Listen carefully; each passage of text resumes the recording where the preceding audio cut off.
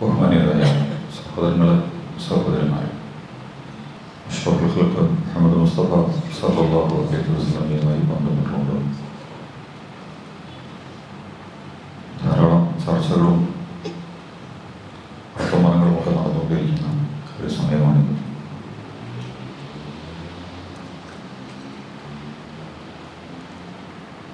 അള്ളാഹുവിൻ്റെ അവസാനത്തെ പ്രവാചകൻ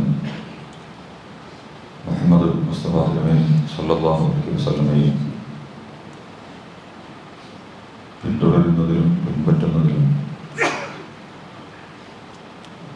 ആ പ്രവാചകന്റെ നിലപാടുകളും നടപടികളും ഒക്കെ അംഗീകരിക്കുന്നതിലും അള്ളാഹുവിൻ്റെ തന്നെ വിധിവിലക്കുകളെ വളരെ ഗൗരവത്തോടെ സൂക്ഷിക്കണം, ഓർമ്മിക്കണം. ഈ സന്ദർഭത്തിൽ എന്നെയും നിങ്ങളെയും ഉണർത്തുന്നു, വസിയത്ത് ചെയ്യുന്നു.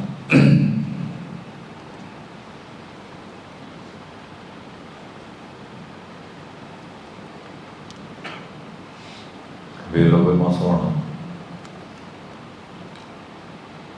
ഒരു മാസം എന്നുള്ള നിലക്ക് ഇസ്ലാമിക ചരിത്രത്തിൽ ഇതിന് പ്രത്യേകമായ പദവികളൊന്നും നൽകപ്പെട്ടിട്ടില്ല. നമ്മൾ പലപ്പോഴും അത് സൂചിപ്പിച്ചിട്ടുണ്ട്. 4 പുണ്യമാസങ്ങൾ പ്രതിപാദിക്കപ്പെട്ടിട്ടുണ്ട്.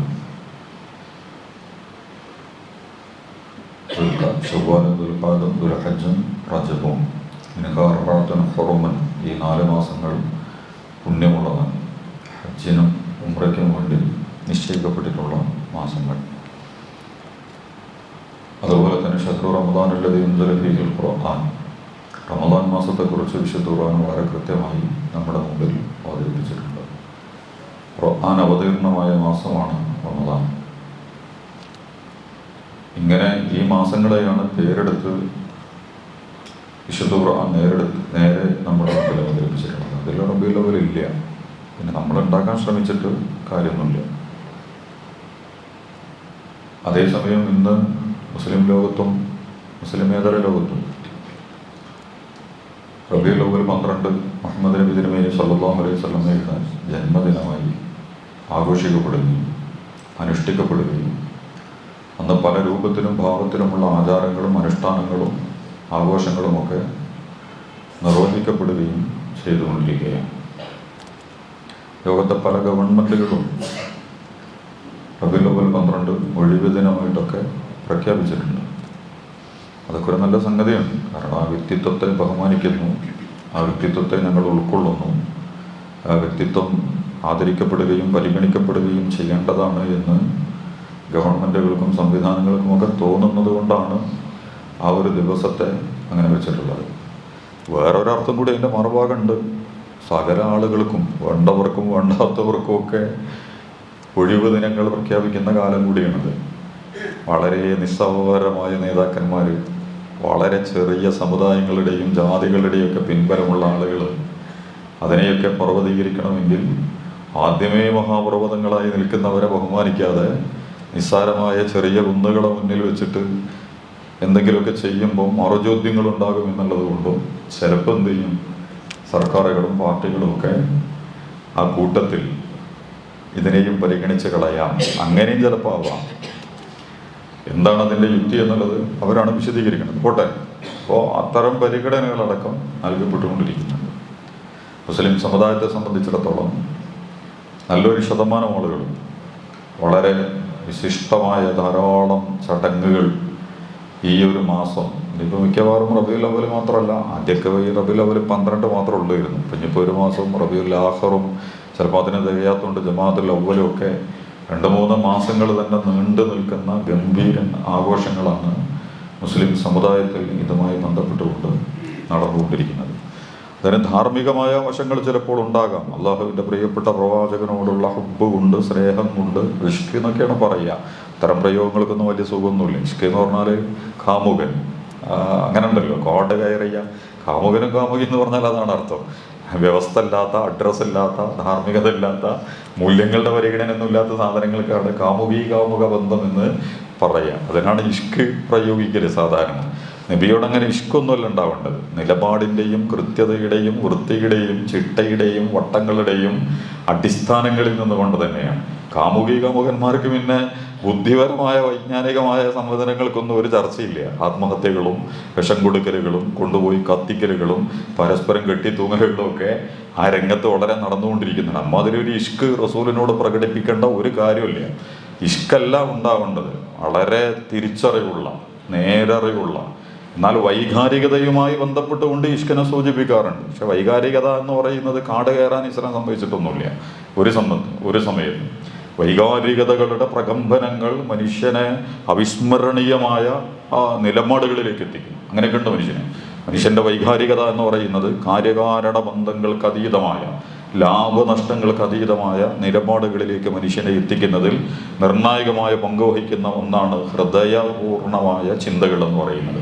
വൈകാരികം എന്ന് പറഞ്ഞാൽ ഹൃദയം കൊണ്ട്, മസ്തിഷ്കം കൊണ്ട്, ബുദ്ധിയുടെയും ചിന്തയുടെയും ഗവേഷണത്തിൻ്റെയും അളവുകോലുകൾ വെച്ച് ഒരു കാര്യത്തെ ഉൾക്കൊള്ളുന്നതിന് പകരം ഹൃദയം കൊണ്ട് സ്നേഹം, കാരുണ്യം, ത്യാഗം, വാത്സല്യം, വിട്ടുവീഴ്ച, വിശാലത, സഹിക്കലുകൾ, ഇതൊക്കെ ഉണ്ടാകുന്നത് വൈകാരികമായ സംഗതികളിൽ നിന്നാണ്, ബുദ്ധിപരമായ വ്യായാമങ്ങളിൽ നിന്നല്ല.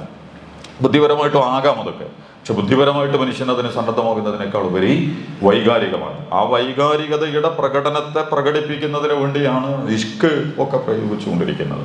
യഥാർത്ഥത്തിൽ വിശുദ്ധ ഖുർആൻ ഇൻ കുന്തും തുഹിബ്ബൂനല്ലാഹ ഫത്തബിഊനി യുഹ്ബിബുക്കുമുല്ലാഹ്, നിങ്ങൾ അള്ളാഹുവിൻ്റെ റസൂലിലൂടെ തന്നെ പ്രഖ്യാപിച്ചിരിക്കുന്നത്, നിങ്ങൾക്ക് അള്ളാഹുവിനോട് ഇഷ്ടമുണ്ടെങ്കിൽ നിങ്ങൾ ഈ പ്രവാചകനെ അഷ്റഫുൽ ഖൽഖ് മുഹമ്മദ് മുസ്തഫ സല്ലല്ലാഹു അലൈഹി വസല്ലമയെ പിൻപറ്റണം, ഇത്തിബാഅ് ചെയ്യണം എന്നുള്ളതാണ്. അതുപോലെ തന്നെ അള്ളാഹുവിൻ്റെ റസൂലിനെ സ്നേഹിക്കുകയും ചെയ്യണം. അത്തരം വശങ്ങൾ നമുക്ക് പിന്നീട് ഒരിക്കൽ കൈകാര്യം ചെയ്യാം. വളരെ മനോഹരമായ രീതിയിൽ നമ്മൾ വിചാരിക്കുന്നതിനപ്പുറമുള്ള, എന്നാൽ അത് ഒരു തരം എന്താ പറയുക, വേറെ ഒരു തലങ്ങളിലേക്ക് ലോകത്ത് സ്നേഹിക്കപ്പെട്ട നേതാക്കന്മാർക്കും വ്യക്തികൾക്കും ഒക്കെ വളരെ വലിയ അപകടങ്ങളാണ് ലോകത്ത് സംഭവിച്ചിട്ടുള്ളത്. സ്നേഹിച്ച് അതിൻ്റെ അടിസ്ഥാനങ്ങളെ മുഴുവൻ മറക്കുകയും എന്നിട്ട് അത് യഥാർത്ഥത്തിൽ അതെന്താണോ അതല്ലാത്ത ഒന്നായി പലതിനെയും മാറ്റിയിടുകയും ചെയ്തിട്ടുണ്ട് പുതിയ കാലത്തെ ആളുകൾ എന്ന് പറയുന്നത്.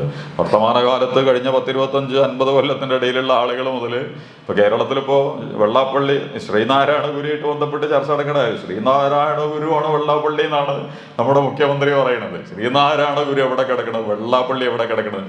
വെള്ളാപ്പള്ളിക്ക് പറ്റുന്ന ഒരു ഗുരുവാണ് ശ്രീനാരായണ ഗുരുവെങ്കിൽ ശ്രീനാരായണ ഗുരു, ഞാൻ അതിൻ്റെ വിശദീകരണത്തിലേക്കൊന്നും പോകണില്ല, ശ്രീനാരായണ ഗുരു ദൈവമാണെന്ന് വെള്ളാപ്പള്ളി മഹാൻ പ്രഖ്യാപിച്ചിട്ടുണ്ട്. ദൈവമാണ് വെള്ളാപ്പള്ളി, ശ്രീനാരായണ ഗുരു ദൈവമാണ് എന്ന് പ്രഖ്യാപിക്കുകയാണ്. അപ്പോ ജീവിച്ചിരിക്കുന്ന വ്യക്തിത്വങ്ങളെ അങ്ങനെ അവർ വിശ്വസിക്കുന്നതിന് നമ്മൾ എതിരേൽക്കേണ്ട കാര്യമൊന്നുമില്ല. പക്ഷെ അതുകൊണ്ട് അത് ദൈവമാകുമോ? പ്രധാനമന്ത്രി അമിത്ഷായാണെന്ന് പറഞ്ഞാൽ നമുക്ക് അംഗീകരിക്കാൻ പറ്റൂലല്ലോ. പ്രധാനമന്ത്രി രാഹുൽ ഗാന്ധിയാണെന്ന് പറഞ്ഞെങ്കിൽ പ്രധാനമന്ത്രി നരേന്ദ്രമോദിയാണ്. നമുക്ക് അദ്ദേഹത്തോട് യോജിപ്പൊക്കെ ഉണ്ട്, അത് വേറെ ചർച്ചയാണ്. പക്ഷെ ഇന്ത്യയുടെ പ്രധാനമന്ത്രി ആരെന്ന് ചോദിക്കുമ്പോൾ നരേന്ദ്രമോദിയാണ്. അതിന് പകരം രാഹുൽ ഗാന്ധിയാണ് പ്രധാനമന്ത്രി, അല്ലെങ്കിൽ പിണറായി വിജയനാണ് പ്രധാനമന്ത്രി. ഒരസ്തിത്വത്തെ, യഥാർത്ഥത്തിൽ സത്തായിട്ടുള്ള അടിസ്ഥാനമായിട്ടുള്ള ഒന്നിനെ നിരാകരിച്ചിട്ട് അതല്ലാത്ത ഒന്നിനെ അതിൻ്റെ സ്ഥാനത്ത് കൊണ്ടുപോയി വെക്കുന്നത് ഏത് കാര്യത്തിലാണെങ്കിലും തെറ്റാണ്. അതുകൊണ്ട് ദൈവത്തെ പോലെ, ദൈവം, അള്ളാഹു, ഈശ്വരൻ, കർത്താവ് എന്നൊക്കെ പറയുന്ന മഹാ അധികാര കേന്ദ്രത്തെ, സുപ്രീം സോവററ്റിയുള്ള, പരമാധികാരമുള്ള മഹാശക്തിയെ വ്യക്തികളിലേക്കും ജീവികളിലേക്കും വസ്തുക്കളിലേക്കും ഒക്കെ ചുരുക്കിക്കെട്ടുക എന്ന് പറയുന്നത് മനുഷ്യന്റെ കാഴ്ചപ്പാടില്ലാത്തത് കൊണ്ടൊന്നുമല്ല, അവരുടെ ലാഭനഷ്ടങ്ങളുമായി ബന്ധപ്പെട്ട ചർച്ചകളിൽ നിന്ന് ഉണ്ടാകുന്നതാണ് അത് എന്നുള്ളത്. ഖുർആൻ ഈ ഇബ്രാഹിം നബിയെ പരിചയപ്പെടുത്തുന്നത്, ഇബ്രാഹിം നബി വളരെ കൃത്യമായിട്ട് ഈ വിഗ്രഹ ശിർക്കിനെ കൈകാര്യം ചെയ്തിട്ടുള്ള ഒരാളാണ്. അതിനെ എതിർക്കാന്ന് പറഞ്ഞതിന്റെ അർത്ഥം അത് അതിന്റെ സ്വാതന്ത്ര്യം നിരാകരിക്കുക എന്നുള്ള അടിസ്ഥാനത്തിലല്ല, ബുദ്ധിപരമായ ഒരു ചർച്ചയുടെ ഭാഗമായി വിഗ്രഹ ശിർക്കിനെ വളരെ നന്നായിട്ട് ഇബ്രാഹിം നബിയുടെ ചരിത്രം പഠിച്ചാൽ നമുക്കത് കാണാൻ കഴിയും. ഈ വിഗ്രഹങ്ങളെ ഇവർ പരസ്പരം പൂജിക്കുന്നത് എന്തിനാണ്? എല്ലാവരുടെ വിഗ്രഹങ്ങളെയും എല്ലാവരെയും സ്വീകരിക്കുന്നു. വ്യാജനും ഒറിജിനലും തട്ടിപ്പും കള്ളത്തരവും അതുപോലെ തന്നെ ഒരു നിലക്കും യോജിക്കാൻ കഴിയാത്തതും യുക്തിക്ക് വഴങ്ങാത്തതും കാര്യകാരണ ബന്ധത്തിന്റെ അടിസ്ഥാനത്തിൽ ഒരു നിലക്കും സമ്മതിച്ചു കൊടുക്കാൻ പറ്റാത്തതും ധാർമ്മിക മൂല്യങ്ങൾക്കൊന്നും നിരക്കാത്തതുമായ പലതരം വസ്തുവകകളെ ദൈവത്തിന്റെ സ്ഥാനത്ത് കൊണ്ടുപോയി മനുഷ്യൻ കൈകാര്യം ചെയ്തുകൊണ്ടിരിക്കുന്നുണ്ട്. എല്ലാ മതങ്ങളും വിഗ്രഹ നിർമ്മിതിക്ക് വഴങ്ങാത്തത് ഇസ്ലാം മാത്രമാണ്. മുസ്ലിം സമുദായത്തിൽ മാത്രമാണ് വിഗ്രഹ പ്രതിഷ്ഠ നിർവഹിക്കപ്പെടാതിരുന്നിട്ടുള്ളത്. അതുണ്ടാവുമോ നമുക്ക് വരാൻ കഴിയില്ല, ചിലപ്പോൾ ഒന്നുകൂടായൊന്നുമില്ല. മഹാപ്രവാചകന്മാരെയും പുണ്യപുരുഷന്മാരെയൊക്കെ അവർ ചെയ്തിട്ടുള്ള പണി. അപ്പം ഇതും കൂടെ പറയാം, ഇബ്രാഹിം നബി അലൈഹി സ്വലാത്തു വസ്സലാം ഈ വിഗ്രഹ ശിർക്കിന്റെ അടിസ്ഥാനങ്ങളെ പരസ്പരം ഒരു അഡ്ജസ്റ്റ് ചെയ്തിട്ട് വഖാല ഇന്നമത്തഖദതും മിൻ ദൂനില്ലാഹി ഔസാന, ധാരാളം വിഗ്രഹങ്ങളെ നിങ്ങൾ അള്ളാഹുവിനെ കൂടാതെ ഇലാഹുകളായിട്ട് നിങ്ങൾ സ്വീകരിച്ചിരിക്കുന്നു. മവദ്ദത്തം ബൈനിക്കും, ഇത് നിങ്ങൾക്കിടയിലുള്ള സ്നേഹബന്ധത്തിന്റെ അടിസ്ഥാനത്തിലുള്ള നിലപാടാണ്. ഫിൽ ഹയാത്തി ദുനിയാവിന്റെ താല്പര്യങ്ങൾക്ക് വേണ്ടി, ഭൗതികമായ താല്പര്യങ്ങൾക്ക് വേണ്ടിയാണ് ഈ കെട്ടുകാഴ്ചകൾ, യുക്തിഹീനവും ബുദ്ധിക്ക് നിരക്കാത്തതും ശരിയല്ലാത്തതുമായ ഈ പ്രവണതകളെ നിങ്ങൾ അംഗീകരിച്ചുകൊണ്ട് മുന്നോട്ട് പോയിക്കൊണ്ടിരിക്കുന്നത്. ഭൗതിക മാനദണ്ഡങ്ങൾ വെച്ചുകൊണ്ടാണ്, ഒട്ടും ശരിയല്ലാത്ത. ഇസ്ലാം അതേസമയം വ്യക്തിയുടെ സ്വാതന്ത്ര്യം എന്നുള്ള നിലക്ക് ഇതിനൊക്കെ അംഗീകരിച്ചു കൊടുത്തിട്ടുണ്ട്. ഒരു വ്യക്തിക്ക് അവനവൻ തന്നെ ദൈവമാണെന്ന് പറയുന്നതിനും ഇസ്ലാമിൽ വിരോധമൊന്നുമില്ല. നമ്മളവനെ കൈകാര്യം ചെയ്യുന്നില്ല. ഒരാൾ ചെന്നിട്ട് ഞാൻ ദൈവമാണെന്ന് പറയാം, ദൈവം ആവില്ല നമുക്കറിയാം. എങ്ങനെ ഇനിയിപ്പോൾ ഞാനാണ് അള്ളാഹു, ഞാനാണ് മുഹമ്മദ് നബി, ഞാനാണ് ഈസാ നബി, പക്ഷെ ഞാനാണ് നരേന്ദ്രമോദി, ഞാനാണ് പിണറായി എന്ന് ഒരുത്തം പറഞ്ഞാൽ നമ്മൾ കൈകാര്യം ചെയ്യില്ലേ? കമ്മ്യൂണിസ്റ്റുകാരെ കൈകാര്യം ചെയ്യും, കോൺഗ്രസ്സുകാരെ കൈകാര്യം ചെയ്യും, BJP-ക്കാരെ കൈകാര്യം ചെയ്യും. എന്താ കാരണം? അവരുടെ നേതാവിന്റെ സ്ഥാനത്ത് അതൊന്നും അല്ലാത്ത ഒരാൾ ഞാനതാണെന്ന് പറഞ്ഞാൽ ആരാണ് ഉപയോഗിച്ചു കൊടുക്കുക? അതേസമയം ഇസ്ലാം ഒരാളിനെ സ്വന്തം ദൈവമായിട്ട് ചമഞ്ഞാലും വേറെ ഒന്നിനെ ദൈവമാണ് എന്ന് പറഞ്ഞിട്ട് അവൻ ഉണ്ടാക്കി വെച്ച പൂജയും വഴിപാടും ഒക്കെ നടത്തിയാലൊന്നും വ്യക്തി സ്വാതന്ത്ര്യത്തിൽ ഇസ്ലാം ഇടപെടില്ല. ബുദ്ധിപരമായിട്ട് അതിനെ കൈകാര്യം ചെയ്യും.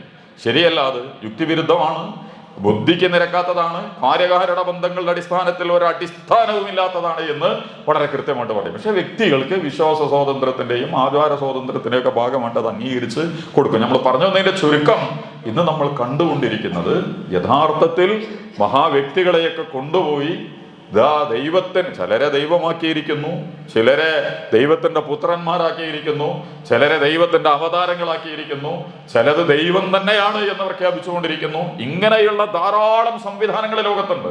അൽഹംദുലില്ലാഹ്, അഷ്റഫുൽ ഖൽഖ് മുഹമ്മദ് മുസ്തഫ തിരുമേനി സല്ലല്ലാഹു അലൈഹി വസല്ലമയെ ഈ കളിക്ക് വിട്ടുകൊടുക്കാൻ നമുക്ക് പറ്റിയിട്ടില്ല. അതിന് 2-3 കാരണങ്ങളുണ്ട്. അള്ളാഹുവിന്റെ റസൂലിന്റെ ജീവിതത്തിലെ ഓരോ ഘട്ടങ്ങളും വളരെ പ്രധാനപ്പെട്ടതാണ്. അവസാന കാലത്ത് ഏറ്റവും വലിയ മുന്നറിയിപ്പ് കൊടുത്തത് റസൂൽ തിരുമേനി സല്ലല്ലാഹു അലൈഹി വസല്ലം യഹൂദന്മാർക്കും ക്രിസ്ത്യാനികൾക്കും സംഭവിച്ചത് നിങ്ങൾക്ക് സംഭവിക്കരുത്. അവരുടെ പുണ്യപ്രവാചകന്മാരെയും പുണ്യാത്മാക്കളുടെയും കബറിടങ്ങളെ അവർ ആരാധനാലയങ്ങളാക്കി മാറ്റി, ചിലരെ അവർ ദൈവങ്ങളാക്കി മാറ്റി. ഈ നിലപാടുമായിട്ട് നിങ്ങൾ എൻ്റെ അടുത്തേക്ക് വരരുത്.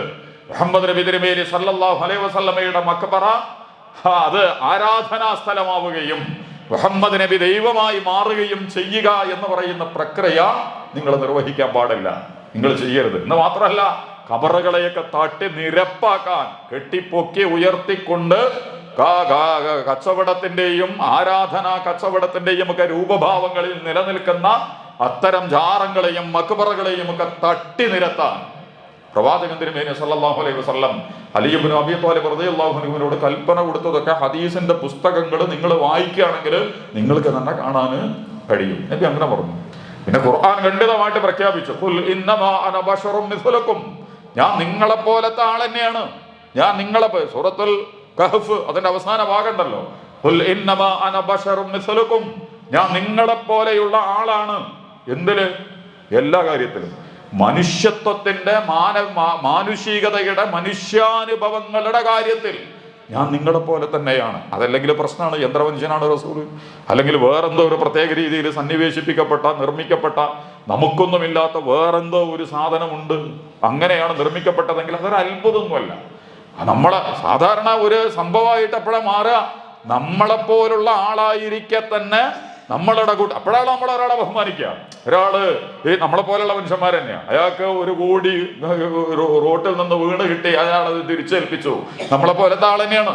പക്ഷെ അതൊരു മഹാസംഭവമാണ്. അതിന്റെ സന്നദ്ധത, അതിലുള്ള സത്യസന്ധത, അതിലെ അയാൾ കാണിക്കുന്ന മനുഷ്യത്വം, നീതി, ഇതൊക്കെ അയാൾക്ക് വേണമെങ്കിൽ 1 കോടി കൊണ്ടുപോകാം, ആരും ചിലപ്പോൾ കാണൂല, എടുത്തിട്ട് കൊണ്ടുപോകാം. പക്ഷെ ഒരാള് അത് പ്രകടിപ്പിക്കുമ്പോൾ നമ്മൾ എന്ത് ചെയ്യും? ആ മനുഷ്യത്വത്തിന്റെ മഹനീയമായ പ്രകടനത്തെ മറ്റുള്ളവരിൽ നിന്ന് കൈക്കൂലിയും കള്ളക്കച്ചവടവും മോഷണവും കാപട്യവും ഒക്കെ നിറഞ്ഞു നിൽക്കുന്ന ഒരു അന്തരീക്ഷത്തിൽ ഏറ്റവും സത്യസന്ധമായ നിലപാടിന് നമുക്കൊക്കെ ഇതാവാം. പക്ഷെ നമ്മൾ നമ്മുടെ സ്വാർത്ഥതയ്ക്ക് വേണ്ടി എന്ത് ചെയ്യും? കള്ളം പറയും, കാപട്യങ്ങൾ കാണിക്കും, കള്ളത്തരങ്ങൾ പ്രകടിപ്പിക്കും, വഞ്ചിക്കും, ചതിക്കും. വഴിവിട്ട പല പണികളും നമ്മൾ ചെയ്യുമ്പോൾ, വളരെ സത്യസന്ധമായി ഒരാൾ നീങ്ങുമ്പോൾ, അത് വളരെ പ്രത്യേകമായിട്ട് നമ്മൾ പരിഗണിക്കും. അതെല്ലാ കാലത്തും നമുക്ക് ഏത് സംഭവങ്ങൾ എടുത്ത് പരിശോധിച്ചാലും അതിൻ്റെ പൂർണ്ണതയിലേക്ക് എത്തിയിട്ടുള്ള മഹാവ്യക്തിത്വങ്ങൾ ഉണ്ടാവും. നേതാവാണെങ്കിലും ശരി, അതുപോലെ തന്നെ മറ്റേതെങ്കിലും അർത്ഥത്തിലുള്ള ഉദ്യോഗസ്ഥനോ ശാസ്ത്രജ്ഞനോ കായിക താരമോ സിനിമാ താരമോ ഒക്കെ എടുക്കുമ്പോൾ എല്ലാവരെ പോലെയല്ല ഒരാളുണ്ടാവുക. ചിലർ ഹീറോമാരായിരിക്കും, അതിഗംഭീരന്മാരായിരിക്കും. എല്ലാവരും കുറെ ആളുകൾ ആ കൂട്ടത്തിൽപ്പെട്ടവരുണ്ടാകും. പക്ഷെ ചിലർ വളരെ പ്രത്യേകമായി നമ്മുടെ മുമ്പിൽ അവതരിപ്പിക്കപ്പെടും. എന്നതുപോലെ അവരൊക്കെ മനുഷ്യർ തന്നെയാണ്, എല്ലാവരും മനുഷ്യർ തന്നെയാണ്. പക്ഷെ ആ രംഗത്തുള്ള അവരുടെ കഴിവും പ്രകടനവും അതിലവർ അനുഷ്ഠിക്കുന്ന ത്യാഗവും സമർപ്പണവും എന്ത് ചെയ്യും? വളരെ പ്രത്യേകമായ രൂപത്തിൽ നമ്മുടെ മുമ്പിലേക്ക് വരും. എന്നതുപോലെ മനുഷ്യരെ പോലെ തന്നെയാണ്, എല്ലാ മനുഷ്യരും പോലെ തന്നെയാണ് നബി തിരുമേനി. അതിൽ പിന്നെ വേറെ കുറെ ചർച്ചകളൊക്കെ ഉണ്ട്. നിഴലുണ്ടോ, അതുപോലെ തന്നെ ഇതുണ്ടോ അതുണ്ടോ. എനിക്കൊന്ന് ഖുർആന്റെ ഈ കൽപ്പന നമ്മൾ മനസ്സിലാക്കി കഴിഞ്ഞാൽ, ഇന്നമാന ബശറും മിസ്ലുക്കും, ഞാനും നിങ്ങളെപ്പോലെ തന്നെയാണ്, മനുഷ്യനെ പോലെ തന്നെയാണ് എന്ന് പ്രഖ്യാപിക്കുമ്പോൾ മാനുഷികത്വത്തിന്റെ, മനുഷ്യനിൽ നിന്ന് ദൈവാവതാരമായും ദൈവമായും ദൈവത്തിന്റെ പകുതിയായും വിശുദ്ധനായും പുണ്യാളനായും എന്താ പറയാ, ഗാൻഗാഹുകളിലും അരമനകളിലും ആശ്രമങ്ങളിലും വമ്പിച്ച സെക്യൂരിറ്റി സംവിധാനങ്ങളിലും ഒക്കെ നിൽക്കുന്ന, പരിഗണിക്കപ്പെടുന്ന ഒരു എന്തോ ഒന്നായി മാറുന്നതിന് പകരം, ആ പ്രയോഗത്തിൽ കുറെ അർത്ഥങ്ങളുണ്ട്. എല്ലാ മനുഷ്യരോടൊപ്പം നിൽക്കാൻ കഴിയുന്ന, എല്ലാ മനുഷ്യരെ പോലത്തെ വികാരങ്ങളും വിചാരങ്ങളും സങ്കടങ്ങളും സന്തോഷങ്ങളും അപമാനങ്ങളും അഭിമാനങ്ങളും ഒക്കെ അനുഭവിച്ചുകൊണ്ടിരിക്കുന്ന ആളാണ് ഞാൻ. അതിന് കുറെ അർത്ഥങ്ങളുണ്ട്. അതിനെ കൊണ്ടുപോയിട്ട് പിന്നെ നമ്മൾ എന്ത് ചെയ്യേണ്ട കാര്യമില്ല, വലിച്ചിഴച്ചിട്ട്. പുതിയ കാലത്ത് കുറെ അസറസ്സുജു ഖുർആൻ പറയുന്നുണ്ട്, മുഹമ്മദ് റസൂലുള്ളാഹി വല്ലദീന മഅഹു ശിദ്ദാഉ അലൽ കുഫാരി റഹബാഉ ബൈനഹും തറാഹും റുക്അൻ സുജ്ജദൻ യബ്തഗൂന ഫളൻ മിനല്ലാഹി വറിദ്വാന സീമാഹും ഫീ വുജൂഹിഹിം മിൻ അസരി സുജൂദ്. റസൂലിന്റെ അസറുകൾ, അതുമായിട്ട് ബന്ധപ്പെട്ട വലിയ ചർച്ചകൾ ഇപ്പൊ നടന്നുകൊണ്ടിരിക്കുന്നുണ്ട്. റസൂലിന്റെ അടയാളങ്ങൾ, തിരുശേഷിപ്പുകൾ എന്ന് പറഞ്ഞുകൊണ്ട് ഖുർആൻ റസൂലിന്റെ തിരുശേഷിപ്പിനെ പറഞ്ഞിട്ടുണ്ട്. ഈ റസൂലിനെ വിശ്വസിക്കുന്നവരുടെ അസറുകൾ പറഞ്ഞിട്ടുണ്ട്. മുഹമ്മദ് നബിയുടെ കൂടെ നിൽക്കുന്നവരുടെ ഗുണങ്ങൾ എന്തായിരിക്കുമെന്ന് ഖുർആൻ വിശദീകരിച്ചിട്ടുണ്ട്. വല്ലദീന മഅഹു ശിദ്ദാഉ അലൽ കുഫാർ, കുഫറിനോട്, കുഫർ എന്ന് പറഞ്ഞാൽ നമുക്കറിയാം ജാതി മത വർഗ നിലപാടല്ലാതെ, മറിച്ച് അള്ളാഹുവും റസൂലും പഠിപ്പിച്ചതിന് വിരുദ്ധമായിട്ടുള്ള എന്തെങ്കിലും നിയമങ്ങളോ നിലപാടുകളോ സമീപനങ്ങളോ സ്വീകരിക്കുന്നവരോടൊക്കെ അടിസ്ഥാനപരമായി ഒരയവും നമുക്കുണ്ടാവില്ല. വലിയ കഠിന സ്വഭാവത്തിലാണ് നമ്മൾ പെരുമാറുക. പലിശ കച്ചവടക്കാരൻ, പെൺവാണിഭക്കാരൻ, കൈക്കൂലിക്കാരൻ, കള്ളക്കച്ചവടക്കാരൻ, അന്ധവിശ്വാസങ്ങളെ വിൽക്കുന്നവൻ, അനാശാസ്യ പ്രവർത്തനങ്ങൾ നടത്തുന്നവൻ, സാംസ്കാരികമായി തകർന്ന നിലപാടുകളെ പ്രതിനിധീകരിക്കുന്നവർ, ഇതൊക്കെ കുഫറിൽ പെടും. കുഫർ എന്നുള്ളത് ഒരു സാങ്കേതിക പ്രയോഗമാണ്. അള്ളാഹുവിന്റെ കൽപ്പനകളെ മനഃപൂർവ്വം ധിക്കരിക്കുന്നവരൊക്കെ അത് പറയാം. അറിവില്ലായ്മ കൊണ്ട് സംഭവിക്കുന്നവർക്കല്ല, അത് നമ്മൾ പഠിക്കണം. സാധാരണ ധാരണക്കുറവ് കൊണ്ടോ അറിവില്ലായ്മ കൊണ്ടോ ഒഴുക്കിന്റെ ഭാഗമായിട്ടൊക്കെ പോയിക്കൊണ്ടിരിക്കുന്ന ജനവിഭാഗങ്ങൾ ഉണ്ടാകാം. പക്ഷെ കൃത്യമായ അജണ്ടയുടെ അടിസ്ഥാനത്തിൽ തിരഞ്ഞെടുത്ത് ചില പ്രയോഗങ്ങൾ നടത്തുന്ന അവർക്കാണ് ഖുർആൻ കൃത്യമായി കാഫിർ എന്ന് പ്രയോഗിച്ചിട്ടുള്ളത്. മറ്റത് സാധാരണ ആളുകളാണ്, ഒരു മനുഷ്യന്മാരാണ്. അവർക്ക് ശരിയും തെറ്റൊന്നും അറിയില്ല, നന്മയും തിന്മയും തിരിച്ചറിയില്ല, ഇരുട്ടും വെളിച്ചമൊന്നും അറിയില്ല. അവരെ ഒഴുക്കുന്ന നമ്മളൊക്കെ ധാരാളം കാര്യങ്ങളിൽ ഇപ്പൊ അങ്ങനെയാണ് മനുഷ്യൻ ഒഴുകിക്കൊണ്ടിരിക്കുന്നത്. ആ ആളുകളെ കുറിച്ചല്ല. അതേസമയം കുഫറിനെ പ്രതിനിധീകരിക്കുന്ന ഘടകങ്ങളുള്ള വ്യക്തികൾ, സംവിധാനങ്ങൾ, സംഘങ്ങൾ, സംഘടനകൾ, അതിന്റെ പ്രൊജക്ടുകൾ, പ്രോഗ്രാമുകൾ എല്ലാറ്റിനും അതികഠിനമായ നിലപാടുകൾ വിശ്വാസികൾ സ്വീകരിക്കും. പ്രവാചകനെ പിൻപറ്റുന്ന ആളുകൾ സ്വീകരിക്കും. വല്ലദീന മഅഹു ശിദ്ദാഉ അലൽ കുഫാർ റഹമാഉ ബൈനഹും. ഇതൊക്കെ ഇന്നിപ്പോൾ മുസ്ലിം ലോകത്ത് കാണുമെന്നൊന്നും എനിക്കറിയില്ല കേട്ടോ. മുസ്ലിം ലോകത്ത് എവിടെയെങ്കിലും നിങ്ങൾ എടുത്ത് പരിശോധിച്ചിട്ടുണ്ട്. ഇസ്രായേലിനോട് വെറുപ്പില്ല, അമേരിക്കയോടും വെറുപ്പില്ല. അതുപോലെ തന്നെ ലോകത്തെ ക്യാപിറ്റലിസവും സയനിസവും ഇമ്പീരിയലിസവും ഒക്കെ നടത്തിക്കൊണ്ടിരിക്കുന്ന അതിമാരകമായ സംവിധാനങ്ങളോ അതിന്റെ പ്രൊജക്ടിനോടൊന്നും ഒരു വിയോജിപ്പും ഒരു പ്രശ്നങ്ങളില്ലാതെ ഡിപ്ലോമസിയുടെ ഭാഗമായിട്ട് ഗുണകാംക്ഷയോടുകൂടി ഉണ്ടെങ്കിൽ അത് വേറെ ചർച്ചയാണ്. പക്ഷെ ഭൂരിപക്ഷം അങ്ങനെയല്ല.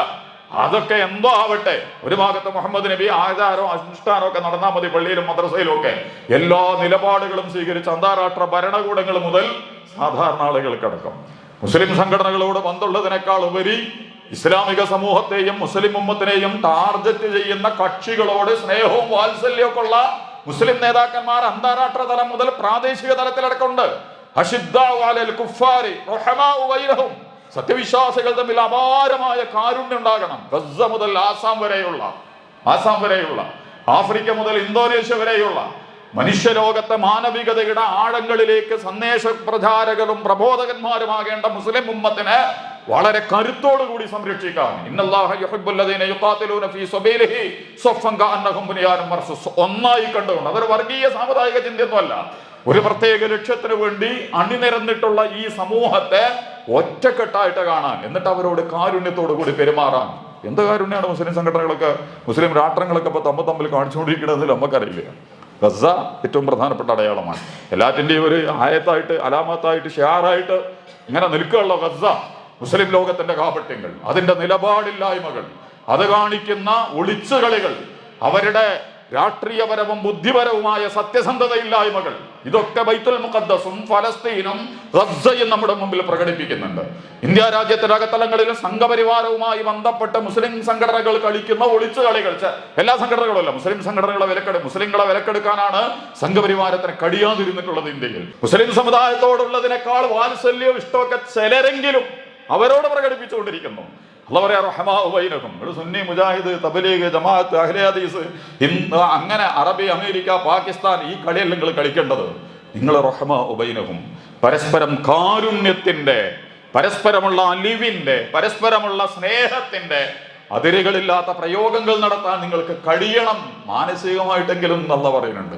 നമ്മളൊക്കെ എന്താ വിചാരിക്കലെന്ന് വെച്ചാൽ, ഏത് മുസ്ലിമും റബ്ബന ഗ്ഫിർ ലനാ ദുനൂബന വഗഫിർ അന്നാ സയ്യിആതിന എന്നൊക്കെ പറഞ്ഞ് പ്രാർത്ഥിക്കണമല്ലോ. അല്ലാഹുമ്മ അഇസ്സൽ ഇസ്ലാമ വൽ മുസ്ലിമീൻ, മുസ്ലിങ്ങളെ നീ ശക്തിപ്പെടുത്തണം, സുന്നിനെ ശക്തിപ്പെടുത്തണം, മുജാഹിദിനെ ശക്തിപ്പെടുത്തണം, തബ്ലീഗിനെ ശക്തിപ്പെടുത്തണം, ജമാഅത്ത് ഇസ്ലാമിയെ ശക്തിപ്പെടുത്തണം, ഷിയാനെ ശക്തിപ്പെടുത്തണം എന്നൊന്നുമല്ലല്ലോ പ്രാർത്ഥിക്കല്. അഇസ്സൽ ഇസ്ലാമ വൽ മുസ്ലിമീൻ, അതെല്ലാ മുസ്ലിങ്ങളും പ്രാർത്ഥിച്ചുകൊണ്ടിരിക്കുന്നുണ്ട്. അതുകൊണ്ട് ഇസ്ലാം ഉള്ളവരൊക്കെ ആ പ്രാർത്ഥനയെ കുടുങ്ങിക്കോളും. ഇസ്ലാം ഇല്ലാത്തോ പിന്നെ അതിന്റെ പുറത്തു പോകും, അള്ളാഹ് കൊടുക്കൂല.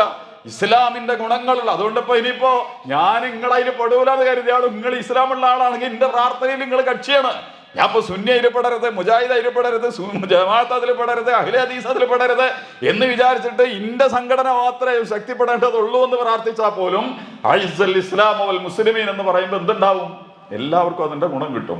അള്ളാഹിനോട് ഹോൾസെയിലായിട്ടുള്ള നമ്മൾ ഖുഫ്റുൽ മുഅ്മിനീന വൽ മുഅ്മിനാത്ത്, സത്യവിശ്വാസികൾക്കൊക്കെ നീ പുറത്തു കൊടുക്കണം, സത്യവിശ്വാസികൾക്കൊക്കെ പുറത്തു കൊടുക്കണം എന്ന് പറയുമ്പോൾ സത്യവിശ്വാസികൾ എവിടെയൊക്കെ ഉണ്ടോ, എന്തിലൊക്കെ ഉണ്ടോ, ഏത് സംഘടനയിലൊക്കെ ഉണ്ടോ, അവർക്കൊക്കെ അള്ളാഹ് പുറത്തു കൊടുക്കും. നമ്മുടെ പ്രാർത്ഥനയ്ക്ക് അള്ളാഹു ഉത്തരം ചെയ്യും. അതിലെ പിന്നെ അവനെ റസൂലിന്റെ ഒരുത്തം വന്നിട്ട് ഇന്നെ കാക്കണം എന്ന് ഒരുത്തം പ്രാർത്ഥിച്ചു. റസൂല് പറഞ്ഞിട ചങ്ങായി എത്ര ഓനെ വേണ്ട, എനിക്ക് തന്നാൽ മതി എന്നാണോ പ്രാർത്ഥിക്കണത്. അപ്പൊ റസൂല് പറഞ്ഞു, എന്താണോ ഈ പ്രാർത്ഥിക്കണം, അത് എല്ലാവർക്കും കൂടിയാണ് പ്രാർത്ഥിച്ചുകൂടെ? അള്ളാഹ്ക്ക് ഇപ്പൊ അനക്ക് മാത്രം തന്നാൻ മുടിഞ്ഞു പോണ ആളല്ലല്ലോ. അതുകൊണ്ട് എല്ലാവർക്കും വേണ്ടി പ്രാർത്ഥിച്ചോ, സകലർക്കും വേണ്ടി കിട്ടിക്കോട്ടെ. നമുക്ക് ഹൃദയം തുറന്ന് പ്രാർത്ഥിക്കാം. എല്ലാ വിശ്വാസികളെയും അള്ളാഹു അനുഗ്രഹിക്കട്ടെ, അവരോടൊക്കെ അള്ളാഹു പുറത്തു കൊടുക്കട്ടെ. അപ്പൊ ഇതൊരു വിശാലമായ നിലപാടാണ്. പ്രാർത്ഥനകളിൽ അത് പഠിപ്പിക്കപ്പെടുകയും പ്രയോഗങ്ങളിൽ റഹ്മാഉ ബൈനഹും, പരസ്പരം അവർ കരുണയുള്ളവരാകണം എന്ന് വിശുദ്ധ ഖുർആൻ സത്യവിശ്വാസികളുടെ ഗുണങ്ങൾ പറയണം. തറാഹും റുക്അൻ സുജ്ജദൻ, അവരെ നിനക്ക് കാണാം. റുക്കൂഇന്റെയും സുജൂദിന്റെ അടയാളങ്ങൾ ശരിക്കും അവരുടെ മുഖത്ത് നിങ്ങൾക്ക് കാണാം. ഇതൊരു ശരിക്കും അങ്ങനെയുണ്ട്. നിസ്കരിക്കുന്നതിന്റെ ഒരു അടയാളങ്ങളുണ്ടല്ലോ. നമസ്കാരം വളരെ വളരെ പ്രധാനപ്പെട്ടതാണ്. മുഹമ്മദ് മുസ്തഫ സല്ലല്ലാഹു അലൈഹി വസല്ലം വഫാത്താകുന്നതിന്റെ 2-3 ദിവസങ്ങളിൽ തുടർച്ചയായി മുസ്ലിം ഉമ്മത്തിനോട് വസിയ്യത്ത് ചെയ്തത് നമസ്കാരത്തെക്കുറിച്ചാണ്. റസൂല് 3 ദിവസം പനിച്ച് സക്കറാത്തിന്റെ ഹാലിൽ പോലും തൂങ്ങി അലി ഇബ്നു അബീ ത്വാലിബിന്, അബ്ബാസ് ഇബ്നു അബ്ദുൽ മുത്തലിബിന്റെ ഒക്കെ തോളിൽ തൂങ്ങിയിട്ട് പള്ളിയിലേക്ക് കടന്നു വരുന്നുണ്ട്. സഹാബകൾക്ക് എന്തെന്നില്ലാത്ത സന്തോഷം ഉണ്ടാവുന്നുണ്ട്. എന്ന് പറഞ്ഞാൽ നമസ്കാരം എന്ന് പറയുന്നത്, നമസ്കാരം ഒരു നിലക്കും, നമസ്കാരം വിശ്വാസിയുടെ അടയാളമാണ്, ഇസ്ലാമിന്റെ അടയാളമാണ്, ഇസ്ലാമിക സാമൂഹിക ജീവിതത്തിന്റെ അടയാളമാണ്. അതെവിടെ കിടക്കണമെന്നുള്ളത്, സീമാഹും ഫീ വുജൂഹിഹിം മിൻ അസരി സുജൂദ്, അവരുടെ മുഖങ്ങളിൽ നിങ്ങൾക്ക് സുജൂദിന്റെ അടയാളങ്ങൾ കാണാൻ പറ്റും. ഇത് ഇവിടെ താഴ്മണ്ടാണ്, അതും അതിൽ വലിയ പ്രശ്നമൊന്നുമില്ല. പക്ഷെ അതൊന്നുമല്ല സാധനം.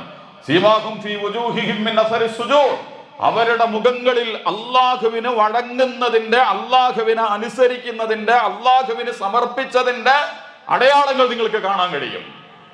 എവിടെ? എല്ലാ കാര്യത്തിലും. നിങ്ങളുടെയൊക്കെ എല്ലാ കാര്യവും അള്ളാഹ്ക്ക് കൊടുത്തിട്ടുണ്ടോ എന്നുള്ളത് വേറെ നമ്മൾ ചർച്ച ചെയ്യേണ്ടതാണ്.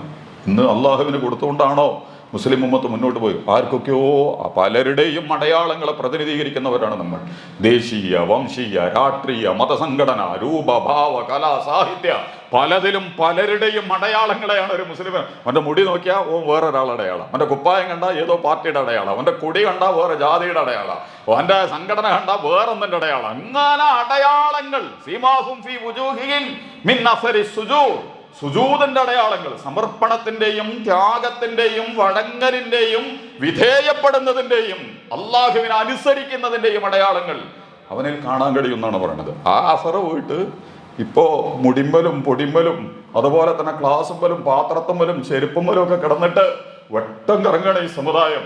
ഈ വിശുദ്ധ റമദാനിന്റെ ഈ റബീഉൽ അവ്വലിന്റെ ചർച്ചയിൽ പോലും നമ്മൾ എത്തിപ്പെട്ടത് മുസ്ലിം സംഘടനകളും സമുദായങ്ങളും ചെന്ന് ചാടിയത്. അതും കേരളത്തെ പോലത്തെ അല്ലാഹുവും ഇസ്ലാമും പ്രവാചകന്മാരും ഒക്കെ ഏറെ തെറ്റിദ്ധരിക്കപ്പെട്ടുകൊണ്ടിരിക്കുന്ന എക്സ് മുസ്ലിങ്ങൾ എന്നൊക്കെ പറയുന്ന ഒരു നിലവാരമില്ലാത്ത കാറ്റഗറിയിൽ നിൽക്കുന്നവർ അള്ളാഹുവിന്റെ പ്രവാചകനെയൊക്കെ വഷളാക്കാനുള്ള ശ്രമങ്ങൾ നടത്തിക്കൊണ്ടിരിക്കുമ്പം മുടി വളരുന്നു, പൊടി വളരുന്നു, പാത്രം പുണ്യമാണ്, കുപ്പി പുണ്യമാണ്, വെള്ളം പുണ്യമാണ്. അള്ളാഹുവിന്റെ റസൂൽ അവതരിപ്പിച്ചിട്ടുള്ള വലിയ ഒരു നാഗരികത, വലിയ ഒരു സംസ്കാരം, അള്ളാഹുവിന്റെ റസൂല് പ്രവാചകന്മാരുടെ പാരമ്പര്യങ്ങളിലൂടെ പ്രബോധനം ചെയ്ത ദീൻ മനുഷ്യൻ അനുഭവിക്കുന്ന മാനസികവും ഭൗതികവും ശാരീരികവും രാഷ്ട്രീയവുമായ എല്ലാ പ്രശ്നങ്ങളെയും പ്രതിനിധീകരിക്കാനും പ്രയോഗിക്കാനും വളരെ വിശാലമായ അടിസ്ഥാനങ്ങളുള്ള അള്ളാഹുവിന്റെ ദീൻ അതിന്റെ വൈജ്ഞാനികവും പ്രയോഗപരവുമായ നന്മകൾ അവതരിപ്പിക്കുന്നതിന് പകരം സംഘപരിവാരത്തിന്റെ കെട്ടകാലത്ത് നിലവാരമില്ലാത്ത ഈ എത്തിസ്റ്റുകളൊക്കെ എല്ലാറ്റിനെയും വഷളായി അവതരിപ്പിക്കുന്ന ഒരു കാലത്ത് വളരെ നിസ്സാരമായ ചർച്ചകളിലേക്ക് മുസ്ലിം സമുദായത്തിന്റെ ചർച്ച, പ്രവാചകനെ സംബന്ധിച്ചുള്ള ചർച്ച, ഇത് റസൂലിനോടുള്ള സ്നേഹം തന്നെയാണോ എന്നുള്ളത് നമുക്കറിയില്ലേ? അള്ളാന്റെ റസൂലിന്റെ എന്തൊക്കെ പറയാൻ നമുക്കുണ്ട് ഈ രാജ്യത്ത്, ഈ മനുഷ്യരോട് പറയാൻ നമുക്കുണ്ട്. അത്തരം അടയാളങ്ങളൊക്കെ വിട്ടിട്ട് ഒരു ഉപകാരവും ആർക്കും കിട്ടാത്ത കുറെ സാധനങ്ങൾ വെച്ചിട്ടുള്ള ചർച്ചകളും നിരൂപണങ്ങളും വിശകലനങ്ങളും ഒക്കെ നടന്നുകൊണ്ടിരിക്കുന്നു. ഞാൻ അവസാനിപ്പിക്കുകയാണ്. എനിക്ക് പറയാനുള്ളത് ഒരു കാര്യം കൂടി സൂചിപ്പിക്കുകയാണ്. യഥാർത്ഥത്തിൽ ഈ ഒരു സന്ദർഭത്തിൽ റസൂലിനെ കുറിച്ച് എന്താണെങ്കിലും നമുക്കൊന്ന് പഠിക്കാമല്ലോ. ഈ റബീഉൽ അവ്വൽ മാസത്തിലെ കൊടിയും വടിയൊക്കെ പിടിച്ചിട്ട് റോട്ടിക്കിറങ്ങുന്നതിന് പകരം ആരാണ് അഷ്റഫുൽ ഖൽഖ് മുഹമ്മദ് മുസ്തഫ തിരുമേനി സല്ലല്ലാഹു അലൈഹി വസല്ലം? അതിന്റെ വൈജ്ഞാനികവും ബുദ്ധിപരവും വൈകാരികവും ചിന്താപരവുമായ അടിസ്ഥാനങ്ങളിൽ നിന്നുകൊണ്ട് എന്തുകൊണ്ടാണ് മുഹമ്മദ് നബി, ആരാണ് മുഹമ്മദ് നബി?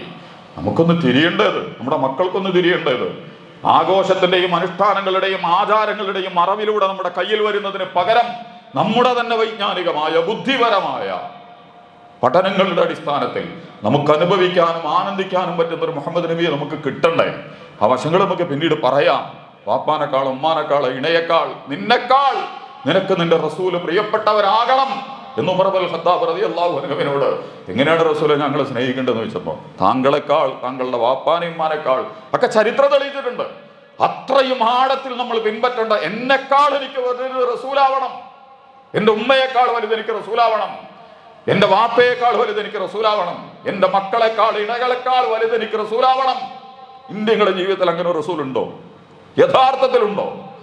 കണ്ട സിനിമാ നടന്മാരും കായിക താരന്മാരും രാഷ്ട്രീയ നേതാക്കന്മാരും മത നേതാക്കന്മാരും വേറെ നമ്മളുടെ മേഖലയിൽ നിയന്ത്രിക്കുന്ന വേറെ എന്തിനൊക്കെ കൊണ്ടേ അവിടെ നമ്മൾ വെച്ചിട്ടുണ്ട്.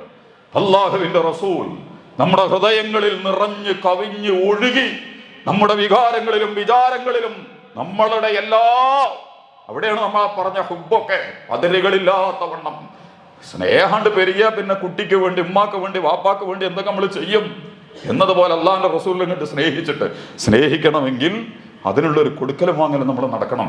അള്ളാഹുവിന്റെ റസൂലുമായിട്ടുള്ള കണക്ഷൻ നമ്മൾ ശരിപ്പെടുത്തണം. അതുകൊണ്ട് സഹോദരന്മാരോടും സഹോദരിമാരോടും ഞാൻ പറയുന്നു, നിങ്ങളുടെ വീട്ടിലും കുടുംബങ്ങളിലും ഒക്കെ റസൂലിനെ കുറിച്ച് പഠിക്കാൻ പറ്റുന്ന പുസ്തകങ്ങൾ, റസൂലിന്റെ സംഭവങ്ങൾ, ഖുർആനിലെ ആയത്തുകൾ, ഖുർആനിൽ റസൂലിനെ കുറിച്ച് വന്നിട്ടുള്ള പ്രതിപാദ്യങ്ങൾ എന്തെങ്കിലുമൊക്കെ വ്യക്തിപരമായിട്ട് പഠിക്കാനും മനസ്സിലാക്കാനുമുള്ള ശ്രമമായി, സന്ദർഭമായി ഈ റബീഉൽ അവ്വൽ മാസത്തെ കേവല ആഘോഷ അനുഷ്ഠാന ആചാര സമ്പ്രദായമാക്കിയതിനെ മാറ്റുന്നതിന് പകരം നമ്മുടെ ജീവിതത്തിൽ റസൂലിനെ ഉൾക്കൊള്ളിക്കാൻ, കൊണ്ടുവരാൻ, നമ്മളും റസൂലും തമ്മിലുള്ള ഒരു ഇന്റിമസി രൂപപ്പെടാൻ, റസൂൽ എന്ന് പറയുന്ന വ്യക്തിത്വം നമ്മുടെ ഹൃദയത്തിലും മസ്തിഷ്കത്തിലും നിറഞ്ഞു കവിയാൻ എങ്ങനെയാണോ നമുക്ക് സാധിക്കുക, അതിന് പറ്റുന്ന വായനകളും പഠനങ്ങളും ചിന്തകളും ഒക്കെ നടത്താനുള്ള ഒരു സമയമായിട്ട് ഈ സന്ദർഭത്തെ ഉപയോഗപ്പെടുത്തണമെന്ന് എന്നെ നിങ്ങളെ ഞാൻ ഉണർത്തുകയാണ്.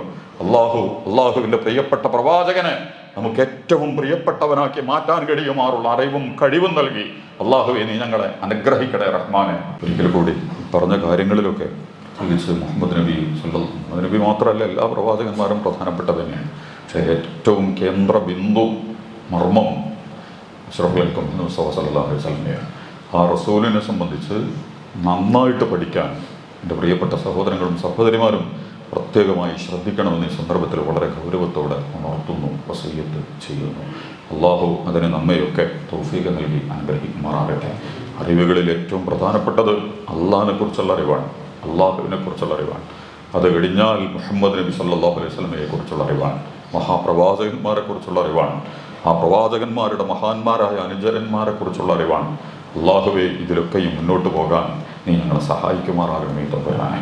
കാലങ്ങൾക്ക് മുമ്പ്, വർഷങ്ങൾക്ക് മുമ്പ് മനുഷ്യലോകത്തിന് വലിയ വെളിച്ചം വിതറി കടന്നുപോയ ആ മഹാവ്യക്തിത്വങ്ങളെ, പ്രത്യേകിച്ചും ഞങ്ങളുടെ പ്രവാചകനെ ആഴത്തിൽ പഠിക്കാനും മനസ്സിലാക്കാനുമുള്ള അവസരങ്ങൾ നൽകി ഞങ്ങളെ, ഞങ്ങളുടെ മക്കളെ, പുതിയ തലമുറയെ അള്ളാഹുവെ നീ അനുഗ്രഹിക്കണേ റഹ്മാനെ. ഞങ്ങളുടെ മാതാപിതാക്കളെയും ഇണകളെയും ആ വഴിയിലേക്ക് കൊണ്ടുവരാൻ നീ ഞങ്ങളെ സഹായിക്കുമാറാകണമേ തമ്പുരാനെ. അള്ളാഹുവെ, എൻ്റെ പ്രവാചകൻ്റെ തിരുസുന്നത്ത് വിശദാംശങ്ങൾ ധാരാളം ആവശ്യമുണ്ട്. കരുണാവാരിധി റബ്ബേ, എൻ്റെ റസൂലിൻ്റെ ചര്യ മുറുകെ പിടിക്കുന്നവരായി ജീവിതത്തിൻ്റെ എല്ലാ ഇടങ്ങളിലും ആ റസൂലിൻ്റെ സുന്നത്തിന് മുറുകെ പിടിക്കുന്നവരായി മാറാൻ നീ ഞങ്ങളെ സഹായിക്കണേ റഹ്മാനെ. നീ ഞങ്ങളെ അനുഗ്രഹിക്കണേ റഹ്മാനെ. ഇഹലോകത്തുള്ള രക്ഷ മുഹമ്മദ് നബിയുടെ മാർഗമാണ്. പരലോകത്തും ആ പ്രവാചകന്റെ ശഫാഅത്ത്, ശുപാർശ വളരെ പ്രധാനപ്പെട്ടതാണ്. കരുണാവാരിധിയെ, ഇഹലോകത്തെ രക്ഷയ്ക്കും നാളെ മരണാനന്തര ലോകത്തുള്ള ശുപാർശയ്ക്കും അർഹനാകുമാറ് അള്ളാഹുവിൻ്റെ പ്രവാചകൻ, നിന്റെ പ്രവാചകനെ പിൻപറ്റാൻ, പ്രിയപ്പെട്ട പ്രവാചകനെ പിന്തുടരാൻ നീ ഞങ്ങളെ സഹായിക്കണേ റഹ്മാനെ. നീ ഞങ്ങളെ അനുഗ്രഹിക്കണേ റഹ്മാനെ. കെട്ടുകാഴ്ചകളും ആചാരങ്ങളും കേവല ആഘോഷങ്ങളുമായി അതൊക്കെ ആയിക്കോട്ടെ, അതിൻ്റെ പ്രശ്നമൊന്നുമല്ല മരണം. പക്ഷെ അതിൽ മാത്രം ഉണ്ടാവുകയും അള്ളാഹുവിൻ്റെ റസൂലിൻ്റെ എല്ലാം നഷ്ടപ്പെട്ട ഒരു സംഘമായി മാറുകയും ചെയ്യുന്നതിന് പകരം അഭിമാനത്തോടെ, അന്തസ്സോടെ നിന്റെ പ്രവാചകനെ പ്രതിനിധീകരിക്കാൻ നീ ഞങ്ങൾക്ക് അറിവും കഴിവും നൽകി സഹായിക്കണേ റഹ്മാനെ. ഞങ്ങളുടെ കുട്ടികളോട് നീ കരുണ കാണിക്കണേ റഹ്മാനെ. ഞങ്ങളുടെ പ്രിയപ്പെട്ട ഉമ്മമാരും കൊണ്ട് വാർദ്ധക്യവും രോഗവും മാനസിക പ്രയാസങ്ങളും ഒക്കെ ആയിട്ട് കരുണാവാരിധി അവർക്ക് നീ ശിഫ നൽകി, ആഫിയത്ത് നൽകി, സലാമത്ത് നൽകി അവരെ നീ അനുഗ്രഹിക്കണേ റഹ്മാനെ. അവരോടുള്ള കടപ്പാടുകളും ബാധ്യതകളും ഒക്കെ ഭംഗിയായി പൂർത്തീകരിക്കാൻ ഞങ്ങളെ നീ സഹായിക്കണേ തമ്പുരാനെ. ഞങ്ങളിൽ നിന്ന് നിന്നിലേക്ക് യാത്ര തിരിച്ചിട്ടുള്ള ഞങ്ങളുടെ പ്രിയപ്പെട്ട ഉപ്പമാരുണ്ട്, ഇണകളും കുട്ടികളും സഹപ്രവർത്തകരും നേതാക്കന്മാരും ഒക്കെ ഉണ്ട്. മഗ്ഫിറത്തും മർഹമത്തും നൽകി നീ അവരെ സ്വീകരിക്കണേ റബ്ബേ. അവരെയും ഞങ്ങളെയും നീ ജന്നാത്തുൽ ഫിർദൗസിൽ ഒരുമിച്ച് കൂട്ടണേ റഹ്മാനെ. അല്ലാഹുവേ, ഞങ്ങളുടെ കൂട്ടത്തിൽ ധാരാളം വിഷമങ്ങളിലൂടെ കടന്നുപോയിക്കൊണ്ടിരിക്കുന്നവരുണ്ട്. ഞങ്ങളുടെ പ്രിയപ്പെട്ട സാമ്പത്തിക പ്രയാസങ്ങൾ, കുടുംബ പ്രശ്നങ്ങൾ, മാനസിക ബുദ്ധിമുട്ടുകൾ, കടബാധ്യതകൾ, രോഗങ്ങൾ, അറിയുന്നതും അറിയാത്തതുമൊക്കെയാണ്. എല്ലാറ്റിലും അന്തസ്സലാം ഒമിൻകസ്സലാം, നീയാണ് സമാധാനം, നിന്നിൽ നിന്നാണ് സമാധാനം. നീ തരുന്നത് തടയുന്നവരും നീ തടഞ്ഞത് തരുന്നവരുമില്ല. അള്ളാഹു, എന്താണോ ഞങ്ങൾക്കൊക്കെ ഏറ്റവും നല്ലത് അത് നൽകി നീ ഞങ്ങൾ അനുഗ്രഹിക്കണേ റഹ്മാനെ. ഇഹലോകത്തും പരലോകത്തും നീ ഞങ്ങൾ അനുഗ്രഹിക്കണേ റഹ്മാനെ. നാളെ മരണാനന്തര ജീവിതത്തിൽ നിന്റെ പ്രിയപ്പെട്ട പ്രവാചകന്റെ ശഫാഅത്തും പ്രവാചകന്റെ സാമീപ്യവും നേടിയെടുത്ത് സ്വർഗത്തിൽ ഒരുമിച്ച് കൂടാൻ ഞങ്ങളുടെ പ്രിയപ്പെട്ടവരെ, ഞങ്ങളുടെ മക്കളെ, ഞങ്ങളുടെ ഇണകളെ, മാതാപിതാക്കളെ അനുഗ്രഹിക്കണേ റബ്ബേ. അല്ലാഹുവേ, നീ ഞങ്ങളോട് പൊറുക്കണേ തമ്പുരാനെ. അന്ന് ഗസയിൽ അതിരുകളില്ലാത്ത പോരാട്ടം, നിർവചിക്കാൻ കഴിയാത്ത പോരാട്ടം നടത്തുന്ന ഗസയിൽ ഞങ്ങളുടെ സഹോദരങ്ങളെ നീ അനുഗ്രഹിക്കണേ റഹ്മാനെ. പ്രാർത്ഥനയ്ക്ക് പോലും അർഹതയില്ലാത്തവരാണ് നമ്മൾ. കരുണാവാരിധി അല്ലാഹുവേ, അസാമാന്യ വ്യക്തിത്വങ്ങളാണവർ. നിന്റെ മാർഗത്തിൽ അടിയുറച്ചു നിൽക്കുന്നവരാണവർ. സ്ഥൈര്യം നൽകി, ഇസ്തിഖാമത്ത് നൽകി, സബ്ത്ത് നൽകി, സ്വബ്ര നൽകി, സഖീനത്ത് നൽകി, സലാമത്ത് നൽകി. അള്ളാഹു എന്താണ് അവർക്ക് വേണ്ടത് അതൊക്കെയും നൽകി ആ സംഘത്തെ നീ അനുഗ്രഹിക്കണേ റഹ്മാനെ. അവരെ നീ കരുത്തരാക്കണേ തമ്പുരാനെ. അവർക്കെതിരെ രൂപപ്പെടുന്ന സകല കുതന്ത്രങ്ങളെയും കാപട്യങ്ങളെയും നീ തകർക്കണേ റബ്ബേ. അതിനെ നീ തകർക്കുമാറാകണമേ തമ്പുരാനെ. ഇന്ത്യ രാജ്യത്തും ഞങ്ങളുടെ രാജ്യത്തുമുള്ള എല്ലാ മനുഷ്യരെയും നീ അനുഗ്രഹിക്കണേ റഹ്മാനെ. ഇസ്ലാമിക ഉമ്മത്തിനെ ടാർഗറ്റ് ചെയ്തുകൊണ്ട് പലതും ഈ രാജ്യത്ത് നടന്നുകൊണ്ടിരിക്കുന്നുണ്ട്. അസാമിലും NRCയും ഒക്കെ അതിൻ്റെ ഭാഗമാണ്. കരുണാവാരിധി അല്ലാഹുവേ, അഭിമാനത്തോടെയും അന്തസ്സോടെയും തല ഉയർത്തി നിൽക്കാൻ, ആരുടെ മുന്നിലും നിസ്സഹായരും നിന്ദ്യരുമായി മാറാതിരിക്കാൻ നീ ഞങ്ങളെ സഹായിക്കണേ തമ്പുരാനെ.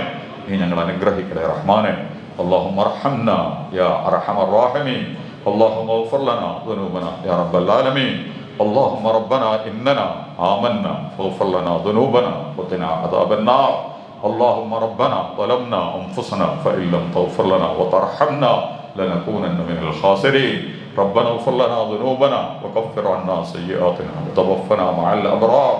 اللهم اغفر للمؤمنين والمؤمنات والمسلمين والمسلمات الأحياء منهم والأموات إنك مجيب الدعوات يا قاضي الحاجات. اللهم ربنا آتنا في الدنيا حسنة وفي الآخرة حسنة وقنا عذاب النار. اللهم ربنا آتنا من لدنك رحمة وهيئ لنا من أمرنا رشدا. اللهم انصرنا يا رب العالمين. اللهم ارحمنا يا رب العالمين. اللهم اغفر لنا يا أرحم الراحمين. اللهم أجرنا من النار، اللهم أجرنا من النار، اللهم أجرنا من النار. ربنا تقبل منا دعاءنا إنك أنت السميع العليم، وتب علينا إنك أنت التواب الرحيم، واغفر لنا يا غافر المذنبين. آمين آمين برحمتك يا أرحم الراحمين. وآخر دعوانا أن الحمد لله. صلى الله على محمد صلى الله عليه وسلم.